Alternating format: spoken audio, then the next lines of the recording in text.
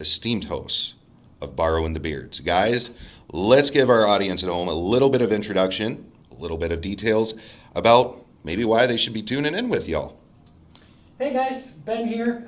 Just a little background on myself. Been with RHR Swag, pushing on just about a year now. Been in the automotive industry roughly about 9 or 10 years, so always expanding my knowledge, but love to share my knowledge a little bit with you guys and help you guys make sure you get the right truck accessories for your truck. I'll give it out to Aaron. I'm Aaron with an E. I work in the customer service department for RHR Swag. So if you're chatting in or calling in, odds are you're going to end up talking to me anyway. And we're here. We just want to, show you some quick tips and tricks for buying those accessories for your truck and making sure you're getting the right accessories the first time. Awesome, guys. Can't wait to get started. What are some of the things we're going to be working on?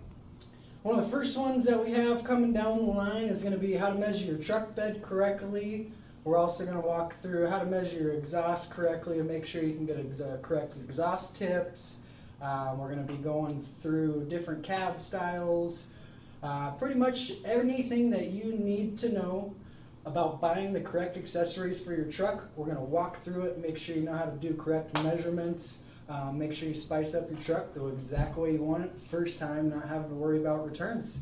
If you guys have any questions at all that you think that we need to cover, that we're missing, definitely throw them down in the comment section and we'll cover those as soon as possible for you. Beautiful. It is awesome to have you guys. Definitely thank you for taking a little bit of time out of your busy day. Thank you to the audience for tuning in, and certainly more and more to come. We'll see you later. Next time. Oh, tonneau covers, huh? All right. See you later.